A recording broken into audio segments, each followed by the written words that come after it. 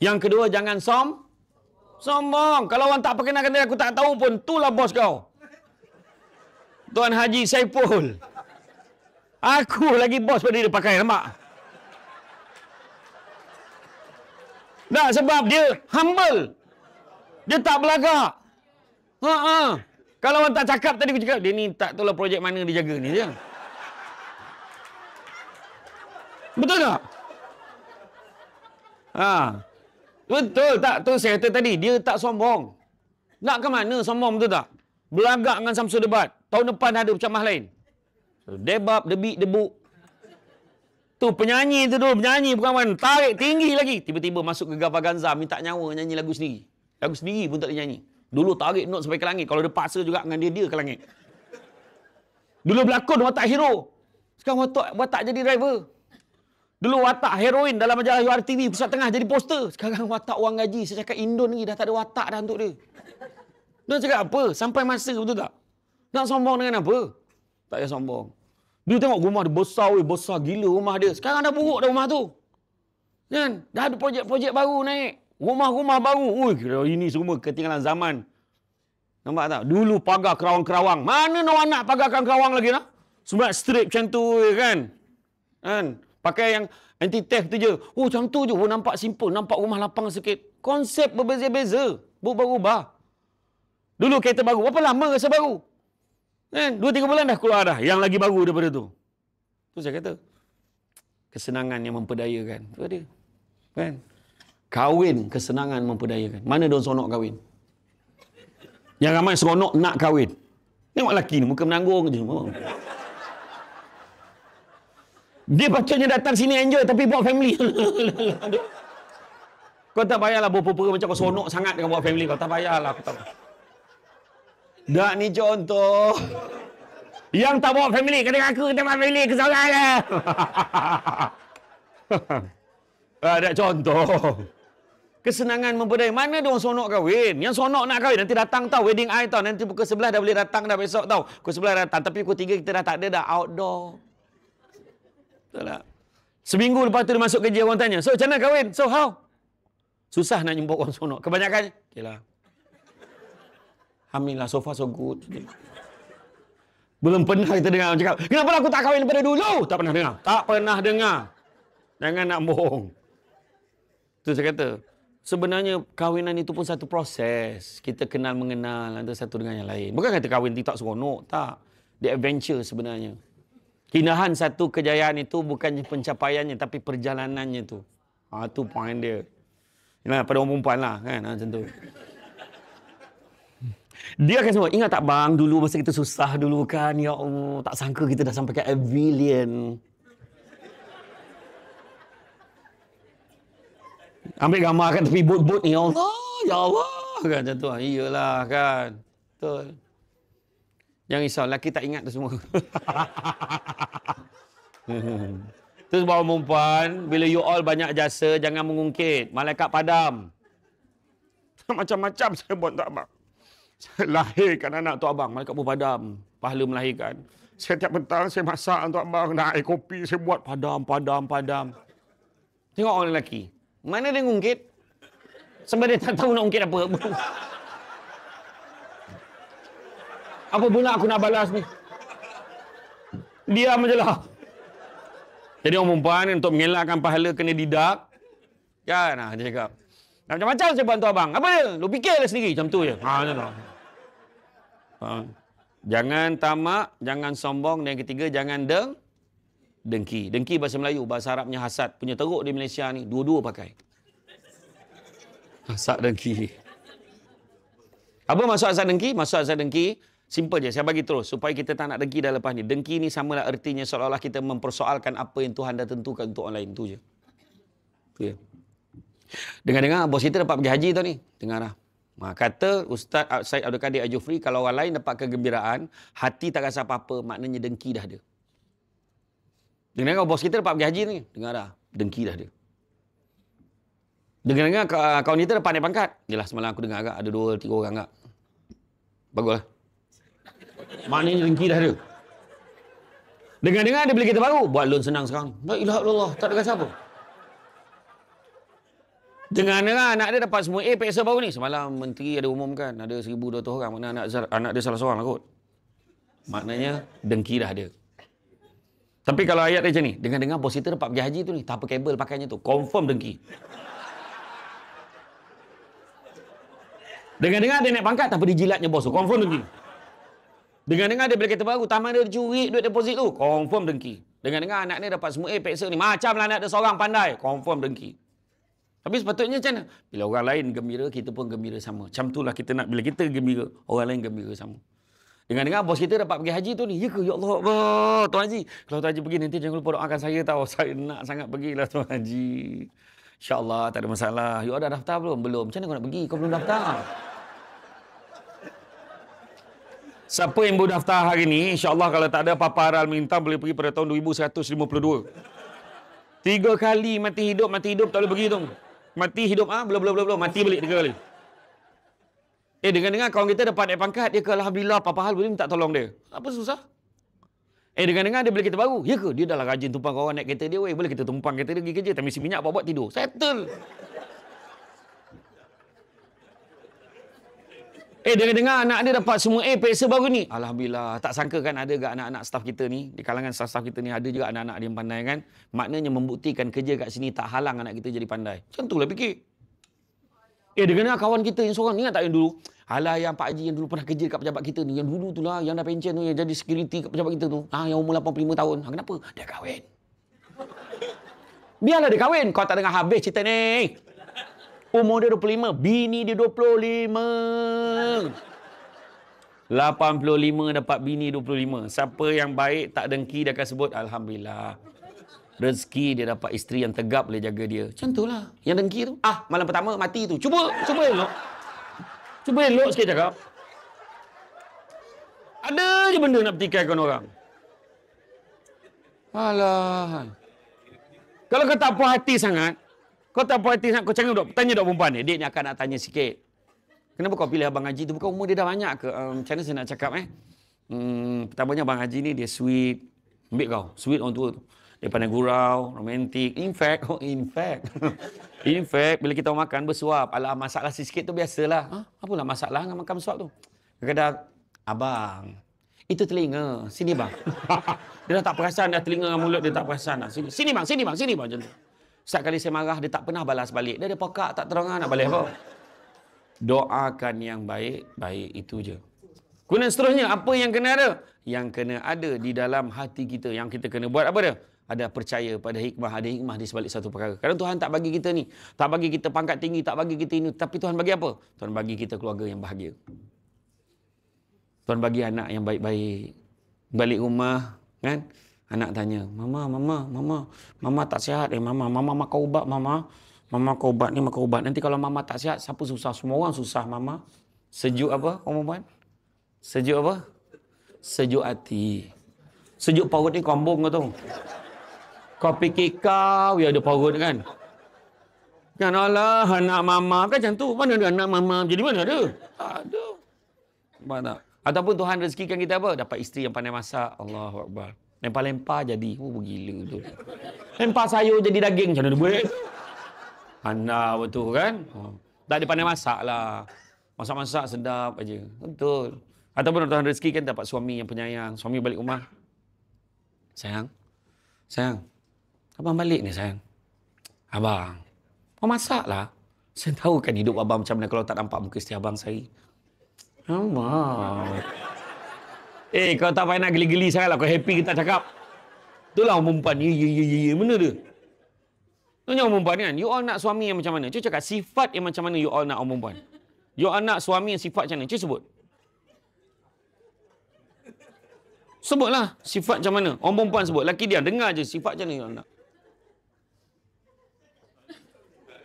Kau memang tak nak. Kau tak nak apa-apa pun. Cakap. Sifat apa kau nak cakap? Allah sedih. Terima seadanya. Dah itu je yang sampai. Dah order Shopee tu je sampai. Ambil je lah. Tak, saya tanya. Sifat macam mana yang korang nak orang perempuan? Itulah masalah dia bila tanya. Orang perempuan, you nak sifat macam mana? Cakap. Jujur. Lagi? Sifat apa lagi? Sabar lagi. Penyayang. Kaya bukan sifat kau, oi. Duit pelotak kau, Itu aku malah tanya tengok perempuan. Dia duduk duit. Daripada tadi tu. Ni, ni ke miskin-miskin. Itulah. Sebenarnya untuk makluman semua. Sweet, funny, bertanggungjawab, jujur, beriman, rajin, jujur. Ni semua dah ready built in dalam diri lelaki. Tetapi bila dah kahwin, selepas jak kabul, sifat dan kemahiran ini dinafikan oleh orang perempuan. Bila orang perempuan bila orang lelaki bergurau je kan. Ni buat lakar sikit. Awak tak boleh serius ke? Nampak bayang. Abang rindu betul dengan isteri abang ni. Awak ni nak mati ke apa? Cakap nak apa? Saya selalu pesan jangan sampai sweet, funny, bertanggungjawab, jujur, beriman suami kita dihargai orang ketiga. Apa? Tiba-tiba ada seorang perempuan kan dekat office ke kat luar cakap dengan seorang suami kita, "I kan sebolehnya nak cari suami macam you. You sweet, you funny, you faham I. I belum cakap lagi you dah tahu dah I nak apa. Memang you ada semua package yang I nak. Tapi I faham you dah kahwin. I sebolehnya tak nak mengganggu kebahagiaan rumah tangga orang lain. I tak nak. Itu bukan I, tapi I just nak you tahu je. You ada semuanya." Tiba-tiba suami kita berubah karakter jadi Jalaluddin Hasan. Well, you tidak dikatakan mengganggu rumah tangga I sebiji So mulai hari ni appreciate. Dan apa Prophet Muhammad tegur? Prophet Muhammad tegur, kalau adalah satu perkara yang tak kamu sukai pada pasangan kamu, pandanglah banyak lagi kelebihan-kelebihan dia. Orang perempuan kat rumah dia bising kan. Biasalah orang perempuan. Dekat rumah dia berceramah walaupun tak ada tajuk. So kita terima seadanya. Sebab dia bising-bising pun dia masak, dia bising-bising dia kemas, dia bising dia layan kita. Nampak tak? Betul tak orang perempuan? Dia mengaku dia bising. Nampak tak? Nampak tak? Orang ajar macam mana ni? Aku jawab apa pun kena dia tu. Tak betul lah. Dan tapi setidak-tidaknya orang perempuan siang dia bising, bila dia tidur dia senyap. Orang lelaki siang dia tak berapa bunyi tapi malam dia bunyi. Orang lelaki tu yang saya ceramah dekat Camp Penrison dekat Kuching Sarawak. Pegawai pemerintah Camp Penrison tu kata, orang lelaki ni bila tidur dia tiba-tiba berada di dunia safari. Dia berubah jadi singa dengan harimau tu. Dia nampak rusa dengan kancil dia kejarnya. Dapat seekor bunyi ni macam ni. Tu dapat seekor. Lepas tu dia panggil geng singa yang lain. Macam tu. Jadi orang perempuan kalau dengar bunyi itu, ya Allah teruk betul perkembaran ni malam ni, ya Allah, macam tu. Ada yang bunyi mengunyah. Ada yang bunyi ngasah gigi, kerik-kerik. Dah duduk tepi laut ni bunyi sombong kapal.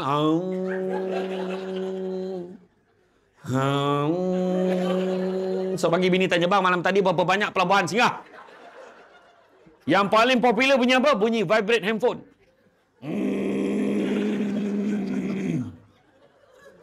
Yang lagi penat dia ada bunyi sikit ujung.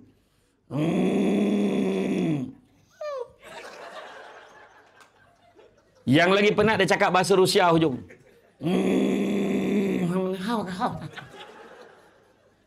Orang perempuan pernah tak you all tak boleh tidur, you all sampai tengok suami tidur. Apalah kau tanggung ni, bang. Dia climax dia sampai dekat chorus tu, dia macam tercekik tu.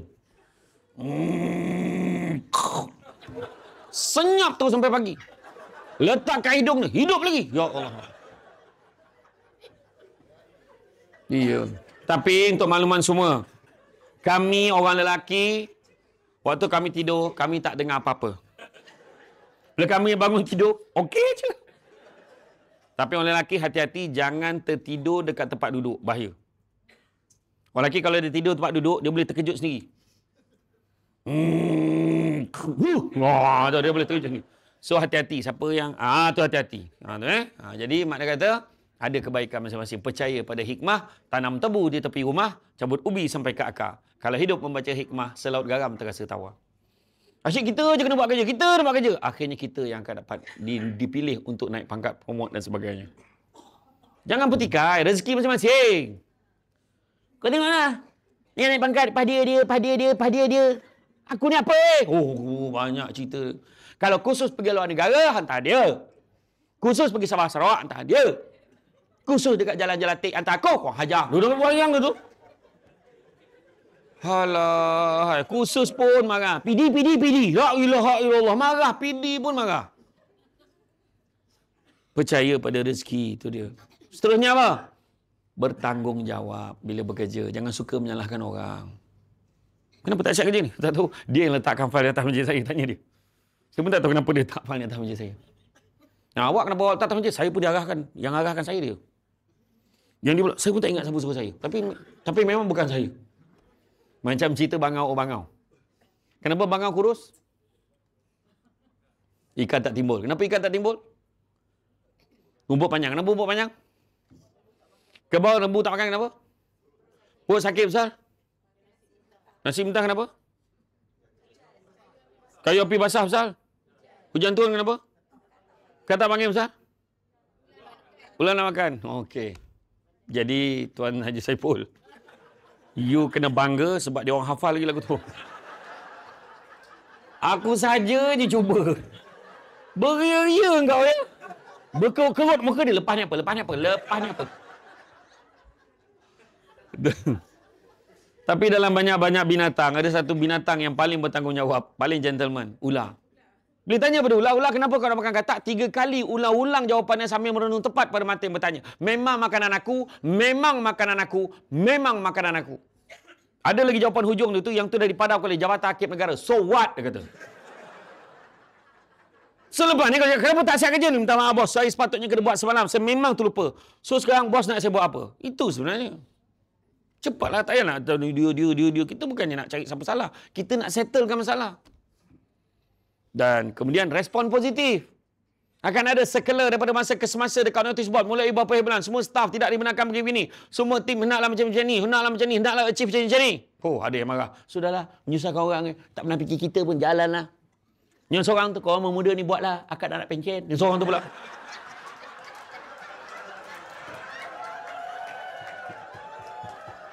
Pernah dengar tak ayat tu? Kita pun baca balik. Kepada nak bersara, sila abaikan notis. Mana dia? Buat aja lah. Kan? Saudara cakap mesti kena. Macam mana? Dan yang last sekali, ikhlas. Maksud ikhlas yang awal tadi saya kata, buat sesuatu tidak mengharapkan balasan. Wa imma perkataan terima kasih pun tidak diharapkan. Tapi kalau kita tengok maksud ikhlas lebih mendalam, buat sesuatu kerja yang kita cabar diri kita, nak capai impian kita dan terus deliver untuk capai apa yang dihasratkan. Nak beritahu sebenarnya yang paling penting saya lihat adalah untuk mencapai pengiktirafan, bukan pengiktirafan manusia. Kalau kita nak sesuatu, nak capai pengiktirafan manusia, kita akan kecewa. Harapkan kepada Tuhan aja. Kerja betul-betul. Kita all out kita buat. All out. Tapi akhirnya apa kita dapat, serahlah pada Tuhan untuk tentu yang terbaik untuk kita. Itu sebenarnya. Macam saya ceramah ni kan. Saya tak tahu pun bayar berapa pun saya tak tahu. Betul tu terang saya. Sampai-sampai dah lah tak bagi makan, tu naik. Saya okey je. Sebab kita nak seronok buat apa yang kita buat ni. Saya kata kan, iya. Kan, yang penting manalah tahu. Kerana banyak tempat dia seronok sekali, lepas tu tak panggil kita. Tu masalah dia. Lepas ni buatlah siri 2 kan. Untuk enhance apa yang kita dah dapat pada sesi yang pertama. Belum berapa lagi. 1 jam je. Dah nak sampai dah masa dia. Ya, macam mana pun buat yang terbaik. Dan akhirnya, saya sebut pada awal tadi, kita bekerja ni, kita buat all out, bukan nak dapat pengiktirafan manusia. Minta-minta lah bos nampak kerja aku, dapat aku naik pangkat, dia akan kecewa. Minta-minta bos aku akan bagi aku ini, kita akan kecewa. Minta pada Tuhan. Tuhan akan tentukan yang terbaik untuk kita. Tuhan tak bagi ni, tapi Tuhan bagi benda lain. Kan saya kata tadi, bagi anak, Tuhan bagi keluarga bahagia. Akhirnya bukan kita nak kejar apa? Kejar bahagia. Nak dapat bahagia ni kita kena kejar keberkatan. Yes. You are right. Betul. Keberkatan. 7 tanda keberkatan rezeki. Yang pertama, sikit rasa cukup, banyak boleh kongsi. Pada orang yang rezekinya tak berkat, sikitnya tak cukup, banyaknya tak puas. Ibarat minum selautan air, tapi dahaganya tak pernah hilang. Kedua, rumah tangganya bahagia. Seronok aja hidup dia. Suami dia balik, dia pegang tangan isteri dia. Tengah basuh pinggan. Dah, pergi masuk dalam. Suami dia sambung basuh. Project manager. Tuan haji lagi. Contoh. Saya tak cakap tu je saya pun ni contoh. Nampak tak? Bahagia tak? Bahagia tak perempuan kalau suami macam tu? Tak bahagia. Walaupun tu lah sekali dan 365 hari. Dia rasa happy dah. Ataupun suami balik kan? Nah, ambil ni voucher spa ni. Ambil. Nanti Sabtu ni pergi. Habis bang anak kita. Anak abang jaga. Pergi je. Nanti massage, pedicure, manicure. Kan buat semua. Abang. Susahkan abang aja. Tak susah mana pun. Abang booking je kau bayar lah sendiri.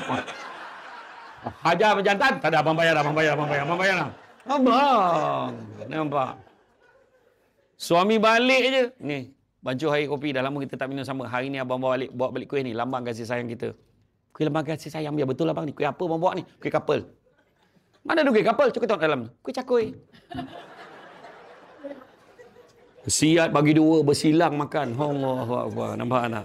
Yang kedua. Ketiga. Tanda keberkatan rezeki. Anak-anak berjaya dalam bidang masing-masing. Anak masuk asrama penuh. Anak masuk sekolah ni. Anak dapat subjek terbaik. Anak dapat nombor 3 daripada 50 orang dalam kelas. Anak dapat subjek bahasa Inggeris terbaik. Ya Allah. Mak dia pun yes, no, right, thank you, talking about dia. Tapi anak dia, ya Allahu Akbar, dapat subjek terbaik. Anak dapat anugerah sahsiah terbaik. Kadang-kadang seorang ibu boleh menitis air mata hanya tengok anak konvo je. Anak kita dah konvo. Suami kata kau bawa bertenang. Ni konvo tadika ni. Kau beria sangat kenapa? Kan? Tapi orang perempuan macam tu, dia cepat terharu. Walau kau tadika tengok anak tu pakai rok gaya lebih tu, dia rasa Allahu Akbar. Nampak tak? Tengok sana ni kan pula konvo universiti, betul tak? Soalnya apa? Yang keempat, suasana tempat kerja, suasana kejiranan, kita senang dengan orang senang dengan kita. So kita senang dengan satu tim. Kita sama-sama bangunkan. Wah kau hidang air depan aku.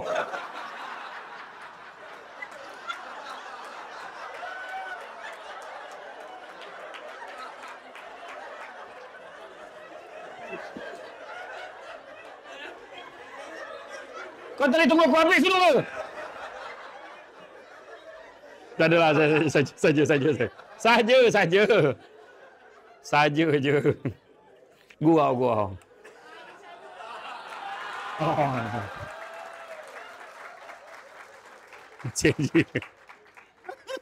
Masih je. Ini namanya kepimpinan. Dia pun satu. Mengidang depan orang tengah ceramah. Kenapa kau tak bawa biskut cecah sekali? Dan itulah.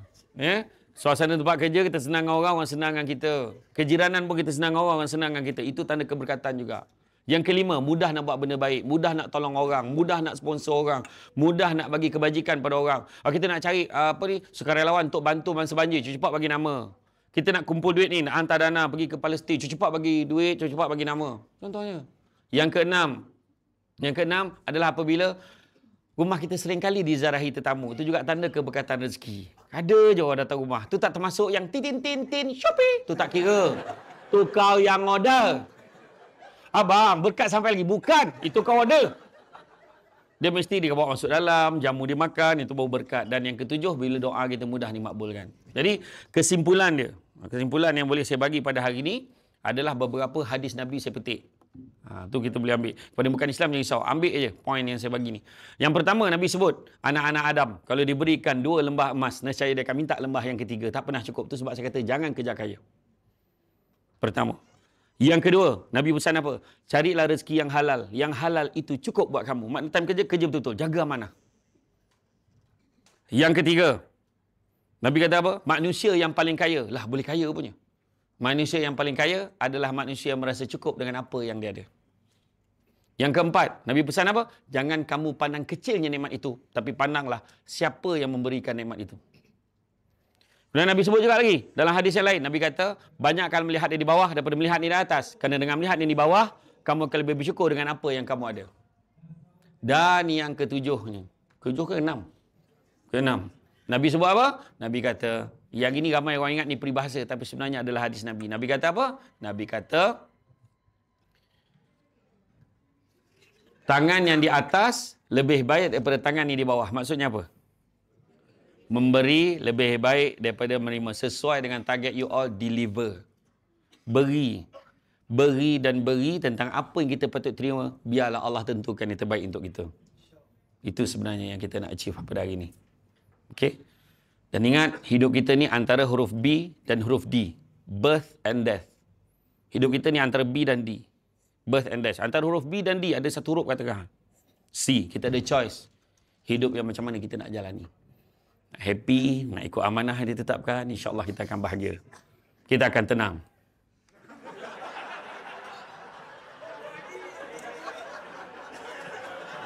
Tak apa, Tuan Haji Saiful, tak apa. Saya okey. Saya okey. Okey. Genat juga tu pergi time ni. Okey, jadi macam itulah. Jadi tuan-tuan dan puan-puan dan mati Allah sekalian, macam itulah. Saya rasa cukup sebab masa bagi pun 1 jam, insya-Allah. Banyak lagi saya nak cerita sebenarnya. Mana confirm kena panggil lagi ni. Jadi, bak kata orang, jarum patah di dalam peti buat menjahit kain bertimbun. Nasihat sepatah ada kalanya suka dimengerti, rupanya penawar bertahun-tahun. Cantik dipandang rumah penghulu, kayu tu okey dari papan. Alang-alang menuntut ilmu, sebutir pasir kembangkanlah menjadi intan. Tenang-tenang di laut, sampan kolek budik ke tanjung. Hati terkenang, mulut menyebut jasa baik. Pihak penganjur ini menjemput, rasa nak junjung. Saya memang suka pantun. Itu yang bila saya dengar pantun orang lain tu, saya akan dengar betul-betul. Kadang saya betulkan. Saya pergi dekat, ada satu kementerian kat Putrajaya, tu pengacara majlis, tu confident je. Indah berbalam si awan petang, berarak di celah pepohon ara. Agak-agak lah. Takkan nak tinggi sangat pokok tu sampai kan awan barak celah pokok tu, nipu tu agak-agak. Yang korang pun ngangguk, oh baguslah pantun ni. Tu dengar betul. Yang seorang tu daripada Segamat, pergi ke Kuantan, singgah di Lipis, beli berangan. Kau kalau naik kereta di Persegamat, kau jumpa Kuantan dulu. Masa bila kau singgah Lipis? Yang seorang tu gitu, dari Seremban pergi ke Melaka, singgah di Perlis, kau ikut jalan mana? Agak-agak lah kan. Saya ni alert masalahnya. Itu sebab dulu masa masuk debat orang tak nak lawan dengan saya, ada je benda saya jumpa. Jadi cukuplah sekadar itu tuan-tuan dan sekalian. Terima kasih banyak. Minta maaf. Budak-budak membawa galah nak menjolok buah berangan. Kalau ada silap dan salah dikata tidak, dicaci jangan. Jadi